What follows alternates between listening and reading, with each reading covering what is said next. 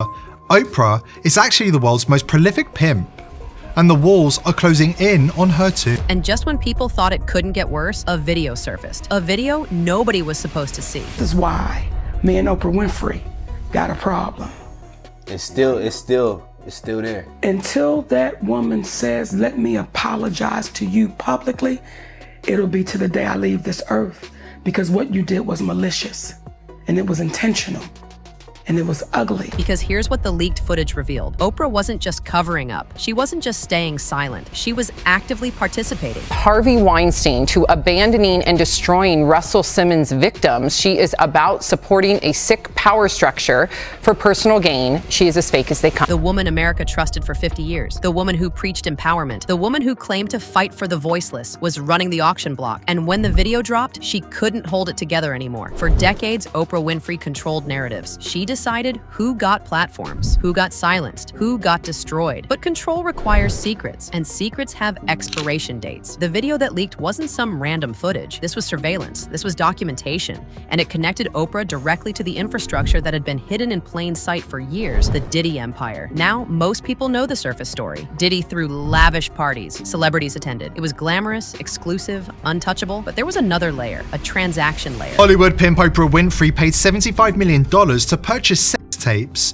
of Sean Diddy Combs raping an underage Justin Bieber and Aaron Carter, among other child stars, and is now selling the footage to Hollywood pedophiles. The number is astronomical, $75 million. That's not a casual purchase. That's not deniable. That's a commitment. That's complicity. And the video that leaked showed Oprah doing exactly what she'd always done. Brokering power through exploitation. Except this time, the camera was rolling. This time, there was evidence. But here's what people missed. This wasn't sudden. This wasn't a one-time mistake. This was a pattern, a decades-long pattern of Oprah using her platform to destroy those who threatened her, to elevate those who served her, and to stay silent when it mattered most. The Monique situation should have been the red flag that exposed everything. And when my movie Boo come out, I'm gonna say that, right? Now here's where Academy Award, Best Supporting Actress for Precious. This was supposed to be her launching point into A-list status. It was supposed to be her liberation. Instead, within years, she was blackballed, systematically, deliberately, and Oprah watched it happen.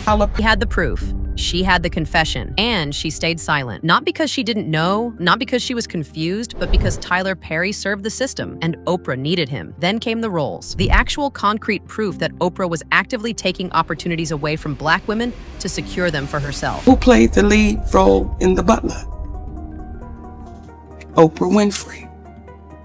Lee Danes was getting ready to say, I'm looking at that sister to fund a production. Right. This wasn't talent, this wasn't merit, this was wealth meeting power and crushing anything in its path. Monique didn't have the studio connections. She didn't have the financial leverage. She didn't have the gatekeeper status. Oprah did. So when an opportunity surfaced, Oprah simply took it, not by being chosen first, but by stepping in, throwing money at it, and demanding the role. And because Oprah is Oprah's, and Oprah's response, the most cruel thing imaginable. Without warning, without consent, without basic human decency, Oprah invited Monique's entire family onto her talk show, including the brother who sexually assaulted her. This wasn't a mistake. This wasn't an oversight. This was calculated cruelty designed to hurt, humiliate, and break. I really felt. Now I want you to understand something too.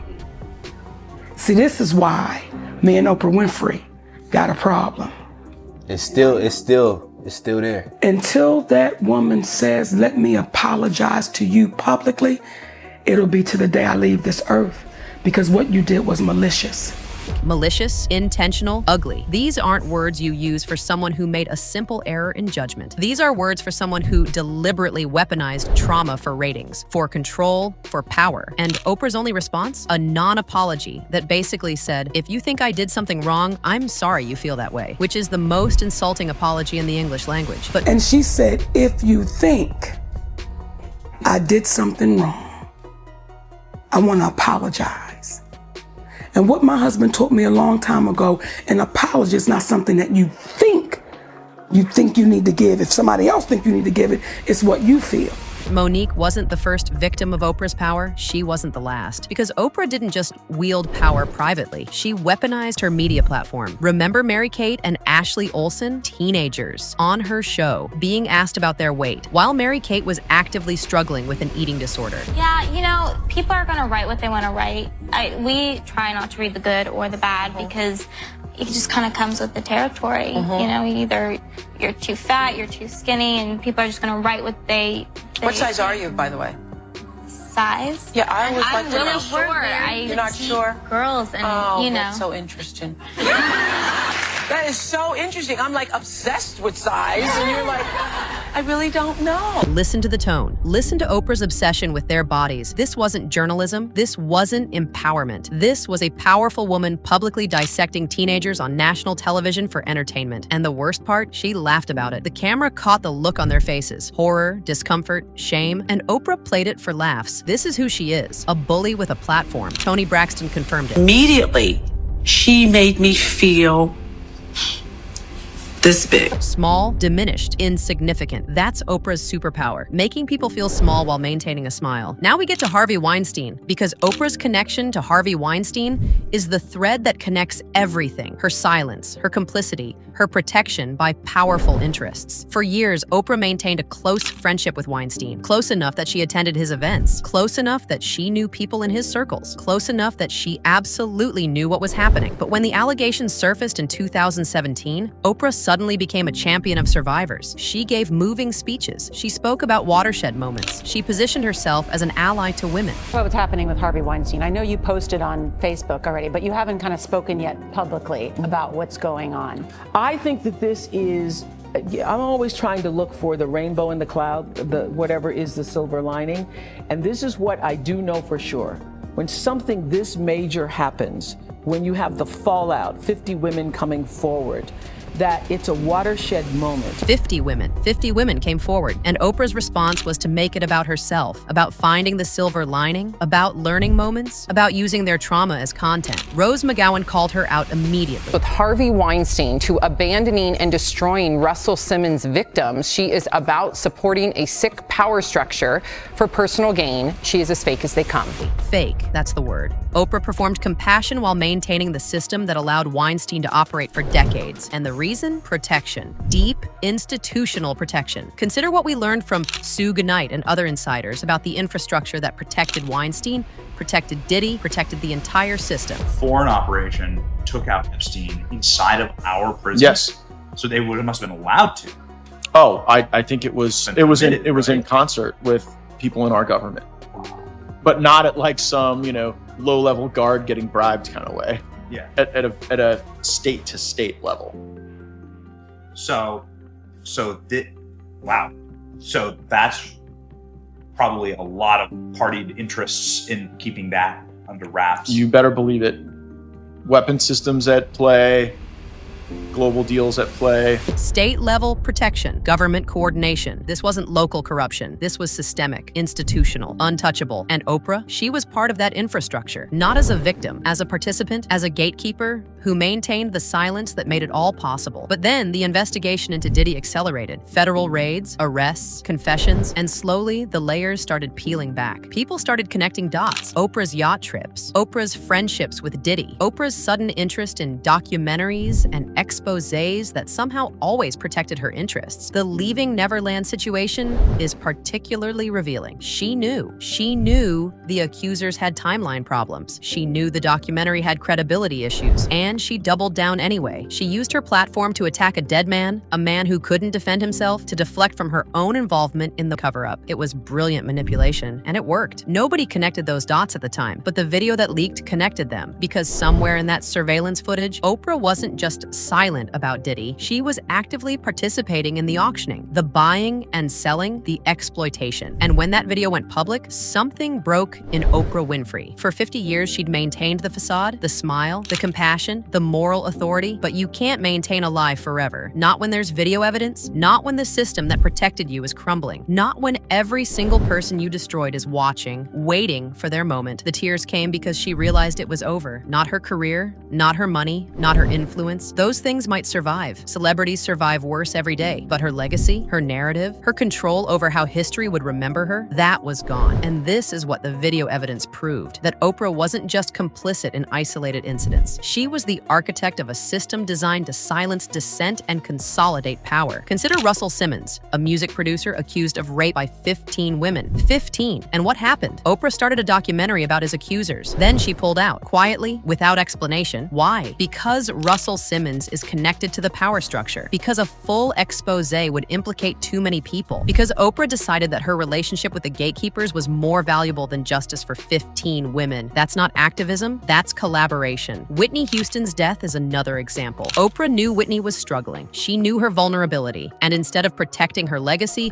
Oprah publicly disclosed details about her drug use immediately after her death, the moment she couldn't defend herself. Gone back on drugs. The first interview I did with her when we'd gone behind stage and I asked her about her attention, she was clean. But the day she came to my show then to perform in front of the audience, she was not. And she fell off of the stage. And I knew that if that story got out that she'd fallen off of the stage, that she would be destroyed by that. And so even though the audience was there and the audience had cameras, I begged them not to put those pictures out because it would ruin her life. Someone protected Whitney in her darkest moment. Someone showed mercy. Someone chose compassion over profit, that someone wasn't Oprah. There's also a disturbing pattern of celebrities who tried to expose the truth and then suddenly died. Justin Bieber's warnings about the industry, Aaron Carter's outreach to Kanye, Kyle Marissa Roth's TikTok videos about Diddy and Oprah. All of them reached critical mass. All of them threatened the narrative, and all of them ended up dead. Bieber revealed the disturbing truth that the music industry is controlled by evil pedophiles, and child stars are forced into degrading and dehumanizing sexual encounters with elite figures, including powerful politicians. Bieber has been trying to warn us ever since about the real nature of the entertainment industry. Fast forward to 2020, Aaron Carter was another victim of Diddy and pedophile industry executives, and he reached out to Kanye following his rant about Diddy being a fed. This tweet dropped right as Kanye was calling Diddy out, and Aaron Carter ended up dead 2 days later. 2 days. That's not coincidence. That's elimination. And who benefits from eliminating people who know the truth about Diddy? The gatekeepers, the people who profit from the system. Oprah's tears aren't about regret. They're about survival. They're about watching the entire infrastructure that protected her collapse in real time. What the leaked video revealed is that Oprah's entire empire was built on exploitation. Not just complicity, not just silence, but active, documented, on-camera participation in the auctioning of human beings. And that's a line that even her lawyers, her publicists, and her media allies can't spin. Kevin Hart and Tyler Perry tried. When Kelly Clarkson started asking about the powers that be in the industry, they shut her down immediately. They knew she was getting close to the truth. I was like, and then I don't know if you've had this, but I've had people throw millions of dollars in my face to do something I didn't want to do. And what? Just, you've been off, yeah. Oh, they're in the room. Yeah, I don't want to. Yeah. That was my way of cueing you. Like, it's open dialogue. Yeah, you want me to keep talking about it? They're in the room. They were right there. Tyler Perry, Oprah's allies, the people who profit from the system. And they immediately shut down any discussion that threatened to expose how deep it goes, but you can't shut down a leaked video. You can't spin surveillance footage. You can't control the narrative when the evidence is irrefutable. Now, Oprah is facing something she's never faced before, real consequences. And every lie she's told, every victim she's silenced, every person she destroyed is now a thread that unravels the entire thing. Monica has been waiting for this moment for years. Finally, the world is seeing what she's been saying all along. When I speak about Oprah Winfrey, I speak about that woman because she's spoken about me. And when you begin to speak about me privately, I'm going to speak about you publicly. You've been unfair. You've been unjust.